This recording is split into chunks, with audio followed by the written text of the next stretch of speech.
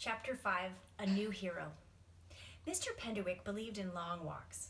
One of his favorite sayings was, "Take a walk, clear your head." Skye figured that's why he'd sent her on a walk with Jane, Geoffrey, and Batty while he and Rosalind aired out the kitchen. For Skye to clear her head, and maybe, too, for Skye and Geoffrey to clear the air between them. Not that Skye hadn't already apologized for calling Geoffrey rich and stuck up, and not that Geoffrey hadn't said that was all right, forget about it, but that was as far as they'd gotten, conversationally, and since then, they had barely looked at each other. So here was Skye, slogging along behind Geoffrey and Jane, listening to them gab on and on like old friends. It was enough to make a person sick. Of course, Skye wasn't jealous, and she didn't wish anyone would pay any attention to her or anything. It was just such a waste of time being with people who talked about boring stuff. Geoffrey was taking them to see something special, or so he had told Jane. He had led them across the cottage grounds, away from the hedge and toward the high stone wall that marked the other boundary line. Once they'd reached the wall, they turned to the left and followed it for another 100 yards until they came to a wooden gate where Geoffrey called a halt. The gate was almost as high as the wall, much too high to see over, but there were knotholes in the wood. Geoffrey told Jane to put her eye to one of these knotholes and look through to the other side. "It's just a field," said Jane. "There should be a bull over there," said Geoffrey. "Nope, no bull. Let me look." Jane moved aside to make room for Geoffrey. "You're right, I don't see him either," he said. "He must be in the barn today." Ty tapped her foot impatiently. The truth was, she thought, there was no bull. That boy was just trying to impress Jane. "He gored a man right in this very field," said Geoffrey, looking back at Jane. Gasped Jane. "Did the man die?" "Almost." If Geoffrey heard Skye's scornful snort, he didn't let on. "Cagney told me all about it. The man's guts fell out of his stomach, and it took 3 doctors to stitch him back up again. Some people signed a petition to have the bull shot, but the police said it was the man's own fault because he was trespassing in the bull's field. I feel sorry for the man, but just the same, it would be awful to be shot," said Jane. "Besides, Cagney says the bull's more dumb than mean.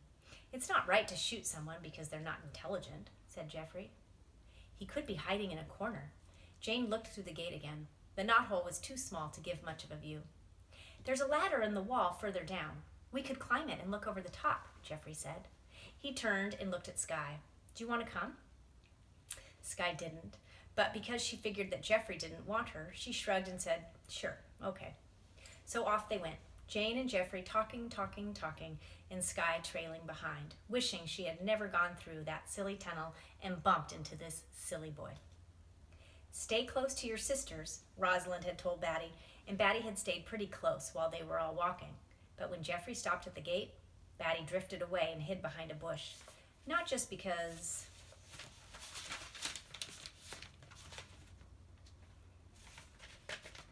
of Geoffrey and how he kept asking her questions about Hound. Nothing made Batty feel shyer than questions. But also because of the "leave me alone or I'll break your arm" look on Skye's face. Batty wouldn't have minded either of these things as much if Hound had been there to keep her company.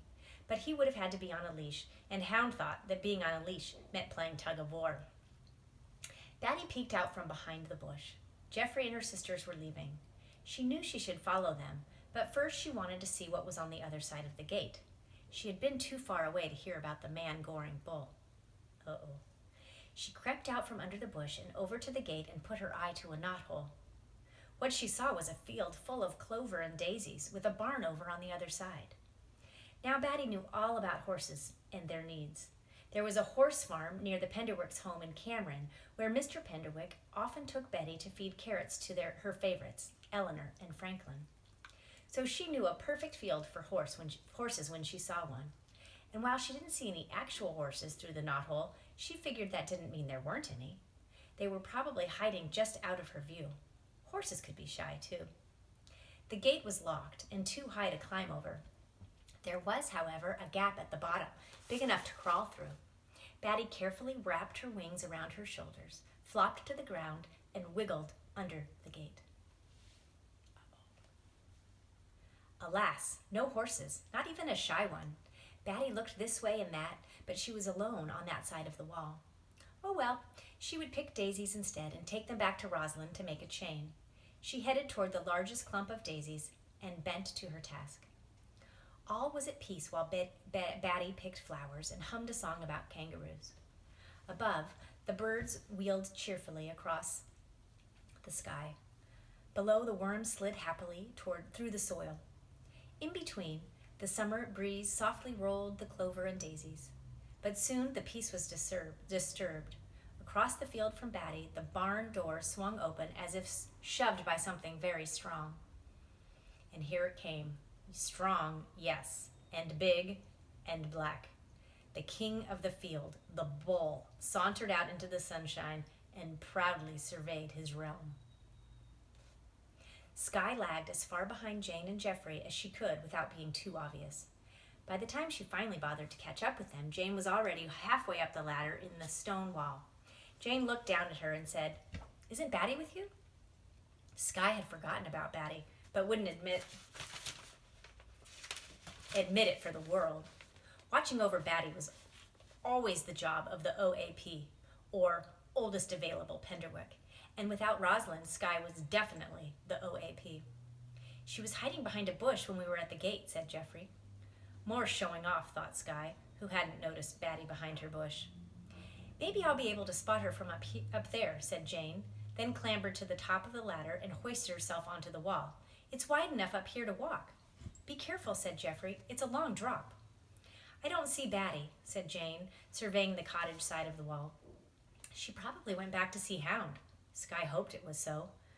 As annoying as Batty could be, losing her altogether wouldn't be so terrific. "Maybe," said Jane doubtfully. "I'll go back to look for her," said Geoffrey. "I'll go with you in a minute. Just let me look for the bull." Jane turned around to look at the field. "Oh, there he is. He must have just come out of the barn." "Isn't he big?" said Geoffrey. "Huge." So there really was a bull, thought Skye, but she couldn't believe he was as awful as Jane and Geoffrey were saying. It was probably a small bull, maybe even a fat old cow. She would go up and see for herself.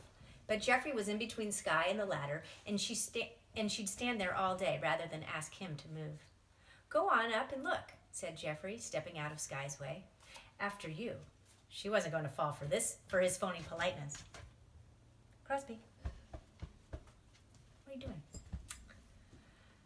And then Jane started to scream.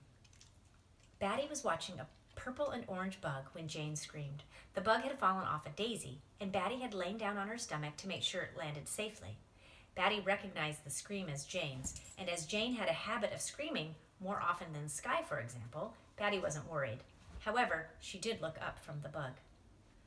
A bull is so much larger than a bug that at first Batty didn't understand what she was seeing. She looked back down at the bug, who had by now safely scuttled up another daisy stem, then looked back up again, hoping the black monster would be gone. Not only was it still there, it had come a step closer. It was only 15 feet away. "Nice horsey?" said Batty hopefully. Now, this bull had never actually gored anyone.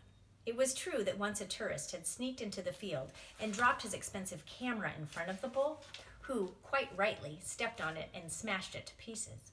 But that hadn't been enough of a story for anyone. The first person who told it added a part about the bull scratching the tourist's leg, and the second person who told it turned the scratch into a gouge, and so on, until by the time Cagney repeated the story to Geoffrey, the poor tourist had a gaping stomach wound.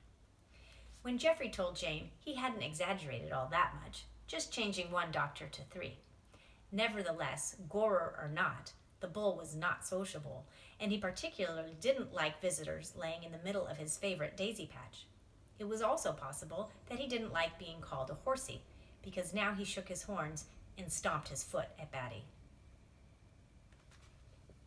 Batty knew this was no horse. She suddenly knew lots of things she hadn't known a minute ago, like she should never have gone under that gate alone, and she should never have disobeyed Rosalind, and she would be a good, dutiful child for the rest of her life if that terrible beast would just stay away from her. For now, she knew she had better just lie very still and wish that Hound were there and Daddy. Daddy wouldn't let anything hurt her. Oh, Daddy. Oh, Hound. Oh, somebody please get her. To Batty's great relief, a moment later help was on its way, heralded by the noises Jane was making as she ran at Olympian speed along the top of the wall toward the wooden gate. The noises weren't exactly shrieks or shouts either. They were more like the sound of a fire truck would make if it was trying to speak. It wasn't until Jane reached the gate and skidded to a halt, still on top of the wall, that anything she was saying made sense to Batty. "Bull! Bull! Up here! Up here! Leave her alone!" The bull swung toward the wall, and Batty dared to raise her head and look at Jane, who was jumping up and down and waving her arms around like she was directing traffic. "Yeah, that's right, you mean old bull! Pick on someone your own size!" screeched Jane. Then Batty heard what she hoped was more help coming from the other side of the gate, though mostly it sounded like Skye and Geoffrey arguing with each other. A moment later, however, Geoffrey did slide under the gate with Skye right behind him. "Stay still, Batty! Rescue is nigh!" yelled Jane. Nervously, wondering what nigh meant, Batty watched as Geoffrey and Skye raced across the field. They had split apart. Skye was coming toward Batty.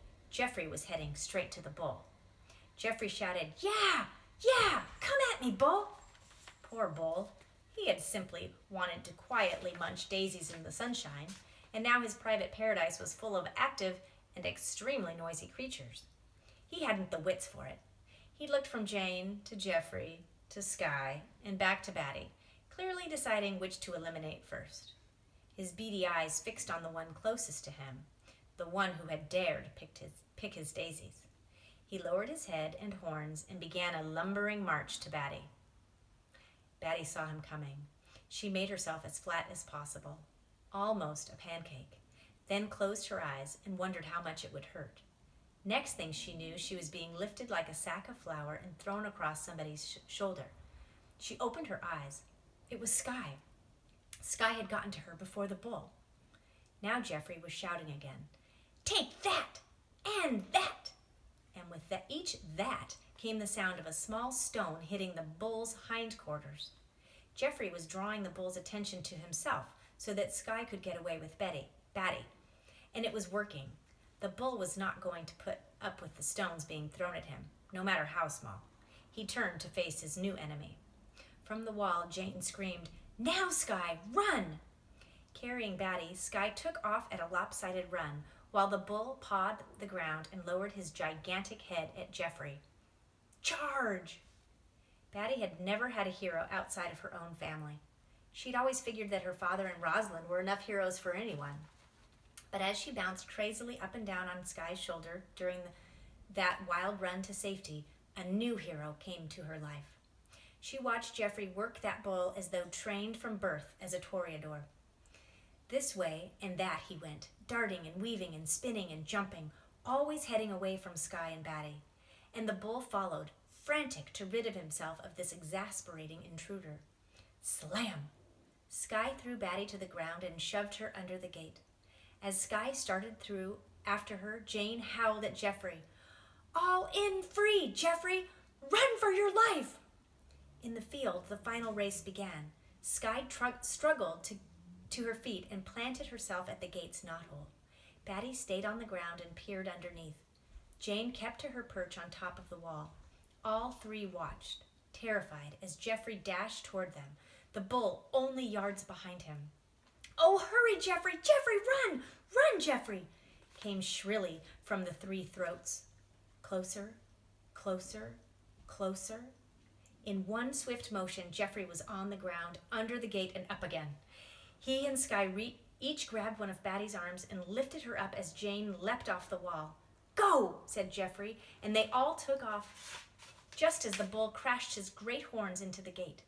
The gate shook on its hinges and the bull bellowed with rage, but nobody looked back. They never wanted to see that gate again. The children were halfway back to the cottage before they felt safe enough to stop. Skye called a halt and everyone collapsed, panting, under a tall pine tree. For a long time there was only silence, as people caught their breath and made sure they had all their arms and legs. Batty, perhaps unwisely, was the first to speak. "I left my daisies in the field," she said. "Don't kill her now, just when we've gone to all that trouble to rescue her," said Geoffrey. Skye said, "Batty, of all the silly things you've ever said, that was the silliest." "Why did you go in that field anyway?" said Jane. "I I thought it would be horses, said Batty, checking her wings, which had torn in several places when Skye pushed her under the gate. Well, it wasn't horses. You almost got us all killed, said Skye. We would have been if it wasn't for Geoffrey, said Jane, while Geoffrey blushed and looked at the ground. Geoffrey, you're a true hero. Stop, Jane. It's up to me to thank him. I'm the OAP. Skye sat up and faced Geoffrey, who looked at the ground harder. I thank you on behalf of the Penderwick family. Even though I kicked you when you went under the gate before me, and even though I could have taunted the bull just as well as you, Skye, said Jane. Skye took a few seconds to concentrate, then went on. You were brave and intelligent, and you saved Batty's life. Here she took a great gulp of air and rushed on. I was a jerk before, and I apologize, and this is my real apology because Rosalind and Jane wrote the first one. Skye stuck out her hand. Geoffrey looked up from the ground and stuck out his hand too. They shook. Jane said, Their hearts lay bare by the near loss of a loved one. The two enemies declared a truce. I want to shake his hand too, said Batty. Geoffrey shook her hand, then Jane's hand for good measure. A crashing noise from a nearby tree made everyone jump. Probably just a squirrel, said Geoffrey. Just the same, do you think that bull could break down the gate? Said Jane. No, said Skye, but she looked questioningly at Geoffrey. No, he said positively. Maybe Daddy should make sure it's safe, said Batty. Batty, no, you can't tell Daddy about the bull. You can't even tell Rosalind, said Skye. Why not? Because they'll think Jane and I didn't look after you properly. You didn't. Promise you won't tell, said Jane. Can we do a Penderwick family honor? Asked Batty. That's just for the family, Batty, you know that, said Skye, trying to point to Geoffrey without him noticing. Ever since Rosalind and Skye had made up the ceremony after reading a book about a family named Bastable, only Penderwick sisters had done it or seen it done. It's okay, I'll leave, said Geoffrey. He doesn't have to leave. He saved my life, said Batty. He's an honorary Penderwick. Honorary, corrected Jane. What do you think? Skye asked Jane. What would Rosalind think? Jane asked Skye. Since it was a question of life and death, I think she'd agree, said Skye slowly. All right. Geoffrey, you can stay and watch us do it, but you've got to promise you won't tell anybody, even Cagney. Okay, said Geoffrey. No, you've got to swear it solemnly, said Jane. I solemnly swear not to tell anyone about what you're about to do. That's good enough, said Skye, making her hand into a fist and holding it out. We, the three younger Penderwick sisters, will never tell Daddy or Rosalind about Batty and the bull. We'll come up with a good story about how Batty's wings got torn, and although it will not be the strict truth, it will not be an evil lie, because Batty has learned her lesson and will never go into the bull's field again. Right, Batty? Right, said Batty. Okay, I'm done, said Skye. Jane put her fist on top of Skye's, and Batty put hers on top of Jane's. This, I swear, by the Penderwick family honor. Suddenly there came another crashing noise from nearby, and the children knew it was much too loud to be a squirrel. Once again, Batty was thrown onto someone's shoulder, this time Geoffrey's, and everyone took off running. Within seconds, the pine tree was deserted. So there was no one to see the large, black, not terrifying, dog when he arrived a moment later. Mr. Penderwick had been wrong about the latch on Hound's gate. It wasn't dog-proof, or at least not hound-proof. And when the bull was chasing Batty, Hound had sensed danger with his own peculiar brand of ESP and busted out of his pen. But where was Batty now? Hound sniffed around the pine tree, puzzled. She had just been here. He lifted his nose into the air, and aha! Caught the scent. Relieved and faithful through and through, Hound trotted away after Batty.